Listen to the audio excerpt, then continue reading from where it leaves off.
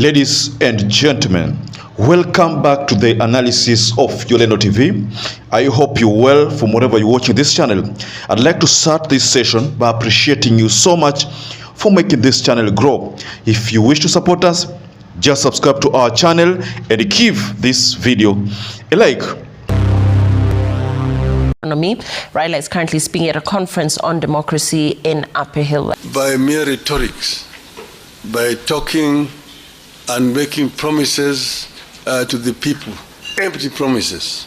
So RAILA took the opportunity to remind Kenyans about what was missing in William Ruto's sentiment yesterday. And there is somewhere I read that what William Ruto was trying to address was merely, justifying the fact that promises are still pending. Because, mind you, what pundits or political analysts, some of them said, is that Ruto realized that he was not delivering according to the expectation, and that was echoed in what Julius Malema said yesterday, where Julius Malema said that these days sikuelewi.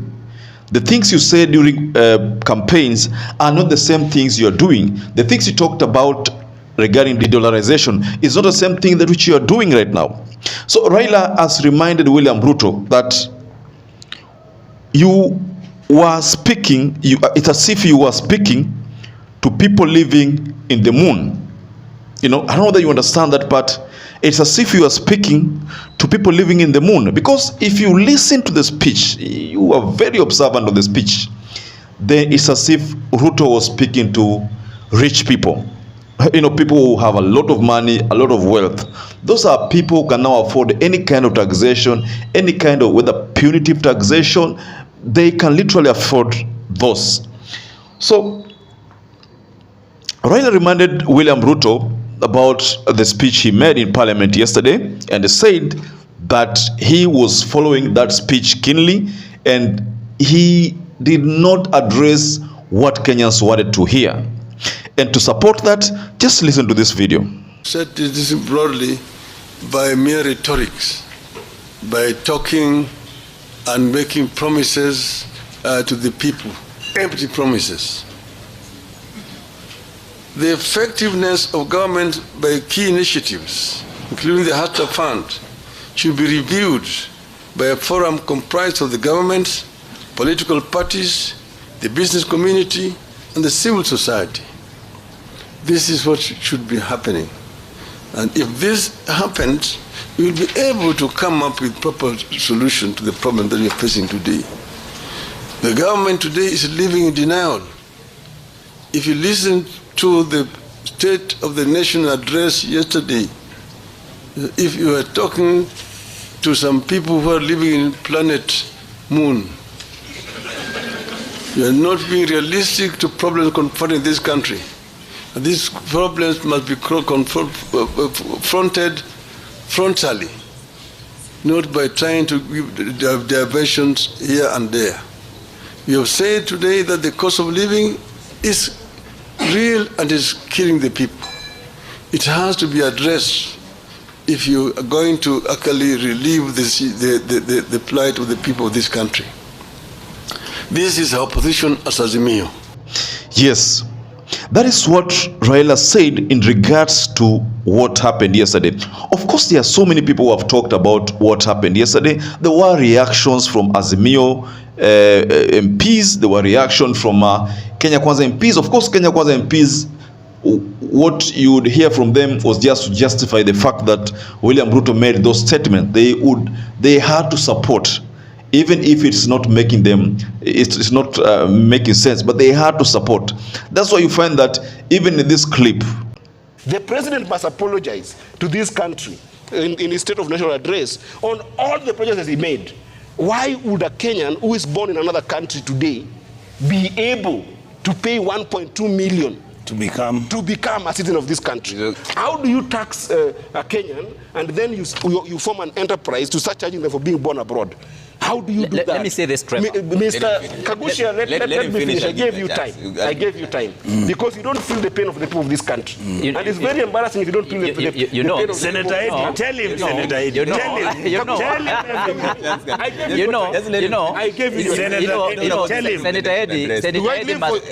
Senator Eddie must understand that he has no time here. This is time for citizens. But you are given that time. Allow him. I'm just telling you the facts. But of course, you must also understand that you have two against one. So give me more time. We gave you more time. Kagusha is lying to the country that the president is busy. But also no,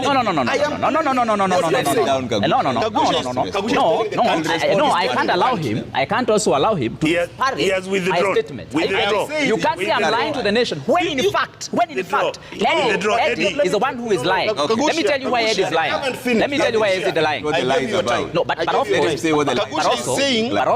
Eddie, but also don't spread propaganda. I'm not spreading propaganda. Because once you give propaganda to Kenyans, these are facts. Taking it are you saying that Kenyans are not paying education more today? No. Are you saying that capitation for education has all been given when it is 65 billion? But that's a lie.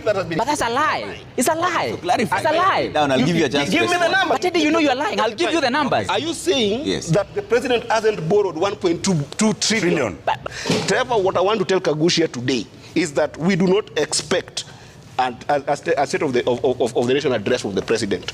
We expect a state of national apology by the president of Kenya. That's what we expect to be addressed today. We want the president today to apologize on why the cost of fuel is reducing internationally and the cost of fuel in this country is going high. We want the president today to offer a state of national apology of why the Kenya shillings has been deteriorating. When Uhuru was leaving, Kenya shillings were trading against the dollar at 120. Today it is 151, Trevor. Against the Ugandan shillings, Kenya shillings was trading at about 32. Today is 36 against actually it was 25 when Uhuru left. Today it is 36 against the Ugandan shillings. Mr. Kagusha, we want a state of national apology from the president today on the high cost of education.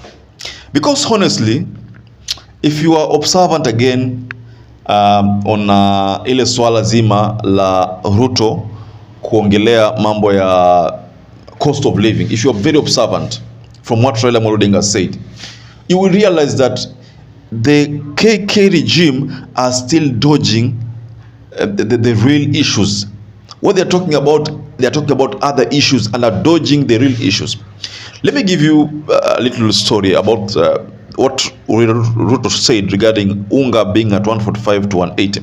So yesterday I discovered that there is a unga that retails at 145. But if you look at hii unga, unapata hii unga iko tofauti kabisa na venye unga ya kawaida kama vile Taifa, kama vile Jembe, kama vile hizi unga zingine ambao unazijua kama vile ziko.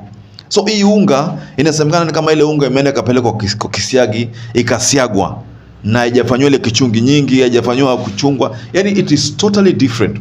Someone was telling me that what if it's a GMO maize? I don't know. I mean, I can't confirm that. But you see, people have different take on what that unga could be, because it's retailing at 145, yes, but mara nyingi ukiona unapata hiyo unga imeisha, so you are forced to buy the 180 191.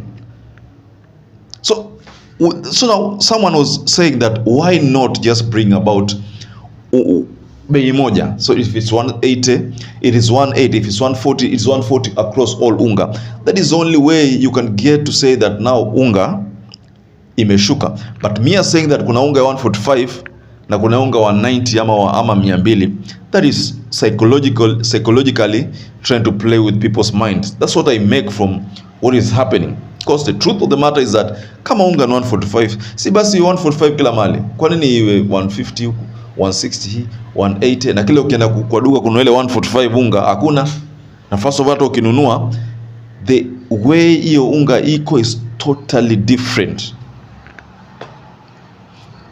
So what is happening?